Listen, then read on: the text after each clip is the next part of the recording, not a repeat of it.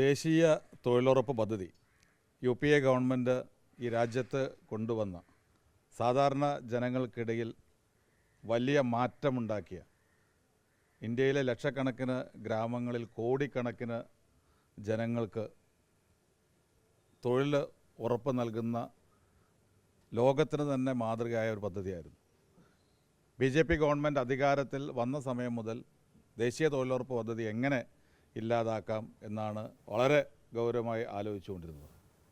കഴിഞ്ഞ ഏതാനും മാസങ്ങൾക്ക് മുമ്പാണ് നിയമ ഭേദഗതിയിലൂടെ തൊഴിലുറപ്പ് പദ്ധതിയെ ഏറ്റവും വികലമാക്കിക്കൊണ്ട് വരുന്ന ആളുകളിൽ അതിന് ഇല്ലാതാക്കുക എന്നുള്ള ബോധപൂർവമായ ശ്രമത്തോടു കൂടി നിയമം കൊണ്ടുവന്ന് മുഴുവൻ കേന്ദ്ര ഗവൺമെൻറ് താഴെ തട്ടിലെ ഗ്രാമപഞ്ചായത്തുകളിലേക്ക് അനുവദിച്ചിരുന്ന പണത്തിൻ്റെ വീതം അത് 40% സംസ്ഥാന വിഹിതമായി എടുക്കണം എന്ന് കേന്ദ്ര ഗവൺമെൻറ് നിയമത്തിൽ പറയുന്നു. അതോടൊപ്പം തന്നെ മഹാത്മാഗാന്ധിയുടെ നാമധേയത്തിലുള്ള പദ്ധതിയാണ് മഹാത്മാഗാന്ധി തൊഴിലുറപ്പ് പദ്ധതി.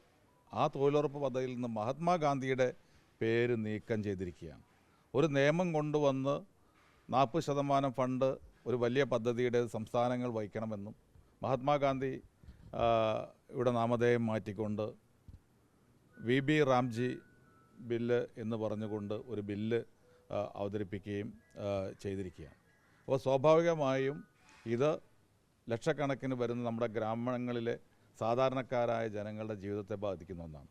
സംസ്ഥാനങ്ങൾക്ക് ഈ ഒരു ബാധ്യത ഏറ്റെടുക്കാൻ ഒരിക്കലും ഇന്നത്തെ സാഹചര്യത്തിൽ കഴിയില്ല. കേരളത്തിലാണെങ്കിൽ പോലും ഒരു ചെറിയ സംസ്ഥാനമായ നമ്മുടെ സംസ്ഥാനത്ത് പോലും പ്രതിവർഷം 2000 കോടി രൂപയിലേറെ അധിക ബാധ്യത വരുന്നതാണ് ഗവൺമെൻറ് ഇത്തരമൊരു തീരുമാനമെടുക്കുന്നത്.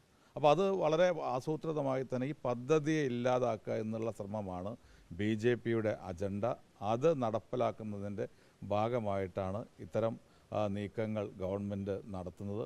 കോൺഗ്രസ് ദേശീയ തലത്തിൽ വളരെ ശക്തമായ സമരപരിപാടികൾ ഇതുമായി ബന്ധപ്പെട്ട് നടപ്പാക്കിക്കൊണ്ടിരിക്കുകയാണ്. അതിൻ്റെ ഭാഗമായി കേരളത്തിലും കോൺഗ്രസ് KPCCയുടെ ആഹ്വാനപ്രകാരം എല്ലാ ജില്ലകളിലും 1ാം ഘട്ട സമരം നടന്നു.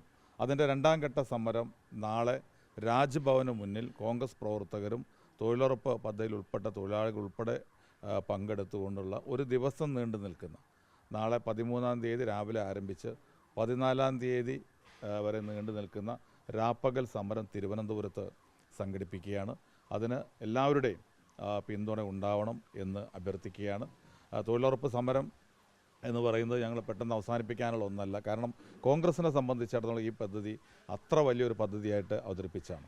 ഈ 3ാം ഘട്ട സമരം ഈ വരുന്ന ജനുവരി 30-ന് മഹാത്മജിയുടെ ഓർമ്മകൾ അയവിറക്കുന്ന ദിവസത്തിൽ വളരെ ശക്തമായ രീതിയിൽ തൊഴിലുറപ്പ് സംരക്ഷണ ദിനമായി രക്തസാക്ഷിത്വ ദിനം അന്ന് ആചരിക്കും.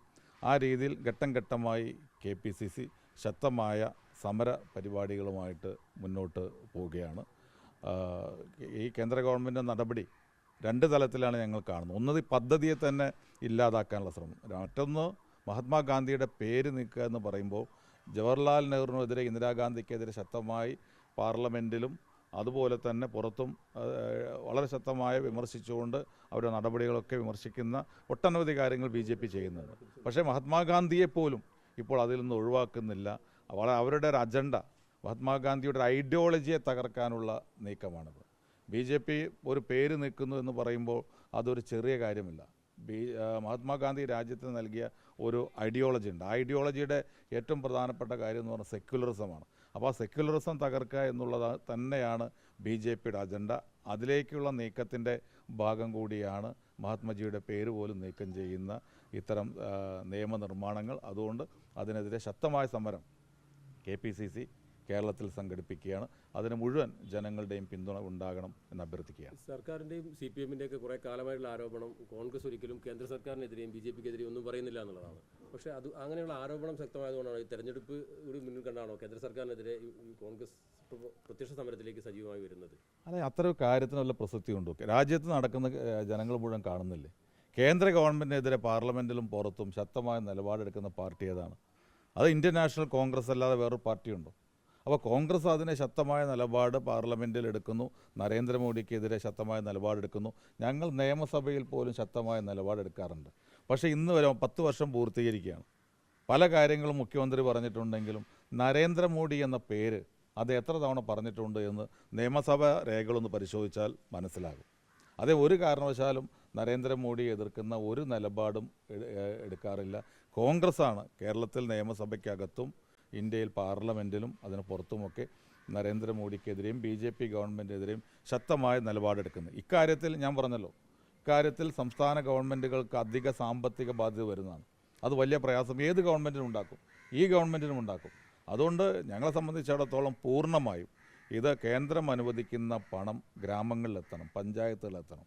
നമുക്ക് വിശ്വസിക്കാൻ കഴിയില്ല, ഒരു പഞ്ചായത്തിൽ യഥാർത്ഥത്തിൽ 10 കോടി വരെ നമ്മുടെ പഞ്ചായത്തുകൾ ഈ രീതിയിൽ പണം നമുക്ക് ലഭ്യമാകുന്നുണ്ട്. ആ പണം മുഴുവൻ സാധാരണക്കാരായ പാവപ്പെട്ട തൊഴിലാളികളുടെ കൈകളിലേക്ക് നേരിട്ടെത്തുകയാണ്. വലിയ മാറ്റമുണ്ടാക്കുന്ന അവരുടെ ജീവിതത്തിലും നമ്മുടെ സാമ്പത്തികമായ കാര്യങ്ങളൊക്കെ വലിയ മാറ്റമുണ്ടാക്കുന്നതാണ്. അപ്പോൾ ആ ഒരു പദ്ധതിയെ തകർക്കാൻ പോകുമ്പോൾ അതിനെതിരെ ശക്തമായ നിലപാടാണ് കോൺഗ്രസ്.